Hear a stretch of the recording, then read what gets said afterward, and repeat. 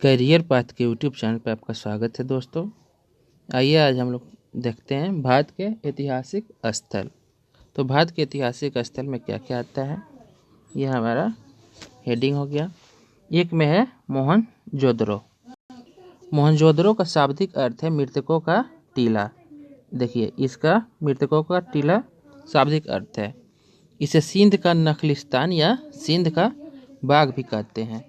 इसे सिंध का बाग भी कहते हैं मोहनजोदड़ो को। मोहनजोदड़ो सिंध प्रांत के लरकाना जिला यानी कि पाकिस्तान में सिंधु नदी के तट पर स्थित है। इसकी सर्वप्रथम खोज राखल दास बनर्जी ने, देखिए राखल दास बनर्जी ने 1922 ईस्वी में की थी। मोहनजोदड़ो का सबसे महत्वपूर्ण सार्वजनिक स्थल है विशाल स्नानागार, जिसकी जलाशय दुर्ग के टीले में है।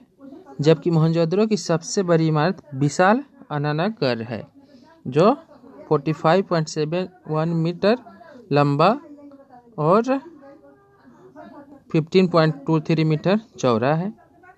यहाँ अनेक अन्य सार्वजनिक भवन स्थित हैं, जिसमें महाविद्यालय भवन, सभा भवन प्रमुख है। मोहनजोदड़ो से प्राप्त अन्य पुरातात्विक साक्ष्यों में नृत्यरत नारी की कांस्य मूर्ति, मुद्रा और अंकित पशुपतिनाथ शिव, गीली मिट्टी और पर कपड़े का साक्ष्य मिला है। 2 में अहमदनगर।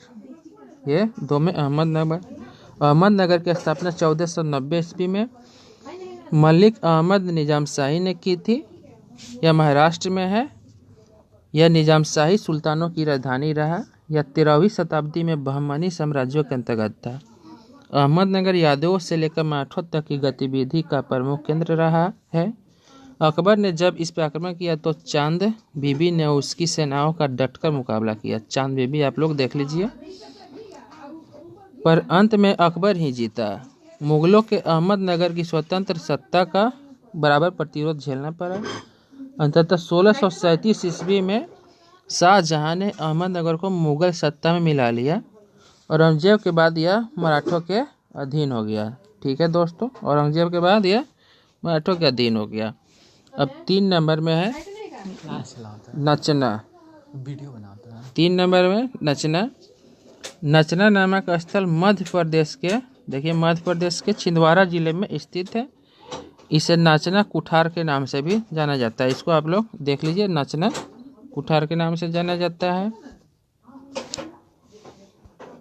यहाँ पे गुप्तकालीन पर्वतीय मंदिर अपनी नगर शैली के लिए प्रसिद्ध है। ये अपने नगर शैली के लिए प्रसिद्ध है। यहाँ एक अन्य चतुर्मुखी महादेवी मंदिर भी प्रसिद्ध है। अब 4 नंबर में थानेश्वर। थानेश्वर वर्तमान में अम्बाला एवं करनाल, जो पंजाब में है। संस्कृत साहित्यिक विशेषकर हर्षचरित का लेखक जो बाणभट्ट थे में थानेश्वर का बृहद उल्लेख मिलता है। यह नगर सरस्वती नदी तथा दृश्यवती नदी के मध्य में बसा हुआ था। यह याद कर लीजिए, सरस्वती नदी तथा दृश्यवती नदी के मध्य में बसा हुआ था। इसे ब्रह्मवत क्षेत्र का केंद्र बिंदु भी माना जाता था। आर्यों ने सबसे पहले यहाँ निवास किया था। 6ठी शताब्दी के उत्तरार्ध में थानेश्वर पुष्यभूति वंश के शासकों की राजधानी थी। पुष्यभूति वंश के शासकों की राजधानी से पुष्यभूति शासक प्रभाकर वर्धन, लोग पूछेगा पुष्यभूति शासक का प्रभाकर वर्धन, ये उसका शासक था पुष्यभूति का, को मालवा, उत्तर पश्चिमी पंजाब एवं राजपूताना का केंद्रीय नगर बनाया गया। 1014 ईस्वी में थानेश्वर पर महमूद गजनबी ने आक्रमण कर यहाँ स्थित पवित्र चक्र स्वामी मंदिर को नष्ट कर दिया। तृतीय मराठा युद्ध के पश्चात यह ब्रिटिश साम्राज्य के अंतर्गत आ गया। तृतीय मराठा युद्ध के बाद। अब 5 नंबर में बनावली। बनावली हरियाणा के हिसार जिला में स्थित है। इस स्थल का उत्खनन 1973 ईस्वी में आर.एस. बिष्ट ने करवाया था। यहाँ से प्राकृत हड़प्पा एवं हड़प्पा दोनों संस्कृतियों के साक्ष्य मिले हैं। उत्खनन के द्वारा यहाँ से हल की आकृति का खिलौना, तिल, सरसों एवं जौ के ढेर तथा मन के मातृ देवी की मूर्तियाँ, तांबे के बाण आदि भी प्राप्त हुए हैं। 6 नंबर में है चेद। प्राचीन काल में चेदी महाजनपद यमुना नदी के किनारे स्थित था। बुंदेलखंड मध्य प्रदेश इसका सीमा कुरु महाजनपद के साथ जुड़ी हुई थी। इसकी राजधानी सत्यवती या सुक्तिमती थी। जातक कथाओं एवं महाभारत में इस राज्य का उल्लेख किया गया है। यहाँ का सबसे प्रसिद्ध राजा शिशुपाल था, जिसकी चर्चा महाभारत में भी मिलती है। जो महाभारत देखा होगा उसको याद होगा शिशुपाल। साथ में चंपानेर, यह गुजरात के बड़ौदा में के निकट स्थित है। गुजरात के शासक महमूद बेकरा ने 1484 ईस्वी में चंपानेर पर अधिकार कर उसे मुहम्मदाबाद का नाम दिया था। 1535 ईस्वी में हुमायूं ने गुजरात के शासक बहादुर शाह को पराजित कर चंपानेर दुर्ग पर अधिकार स्थापित प्राप्त कर लिया था। चंपानेर गुजरात में खंभात की खाड़ी में पहुंचने वाले मार्ग पर स्थित था। यहाँ स्थित पावागढ़ पुरातत्व पार्क के स्मारकों को वर्ष 2004 ईस्वी में यूनेस्को द्वारा विश्व विरासत स्थल की सूची में सम्मिलित किया गया। 8 नंबर में है गजनी।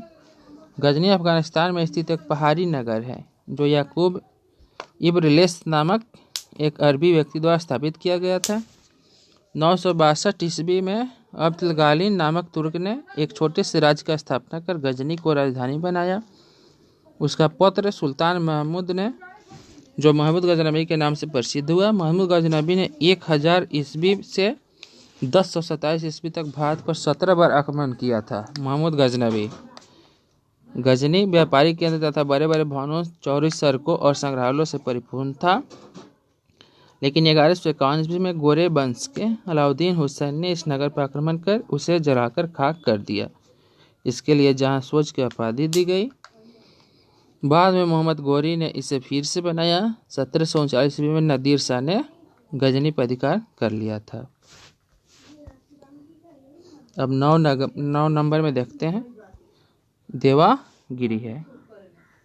देवगिरी की स्थापना दक्षिण भारत के यादव वंशीय शासक बिलप चतुर्थ ने महाराष्ट्र में की थी।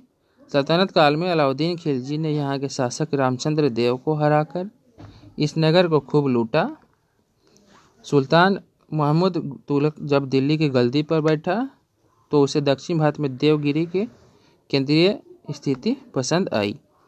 सुल्तान ने देवगिरी का नाम दौलताबाद रखा तथा 1327 ईस्वी में अपनी राजधानी दिल्ली से स्थानांतरित करके दौलताबाद ले गया। बाद में राजधानी पुनः दिल्ली लेके आई गई। तुगलक के जिन कारणों से पागल कहा जाता है, उन कारणों में देवगिरी को राजधानी बनाना भी एक कारण माना जाता है। 3 मार्च 1707 ईस्वी में अहमदनगर में औरंगजेब की मृत्यु होने पर उसके शव को दौलताबाद में ही दफनाया गया। 10 में रामेश्वरम। रामेश्वरम हिंदुओं का एक पवित्र तीर्थ स्थल है। यह तमिलनाडु के रामनाथपुरम जिले में स्थित है।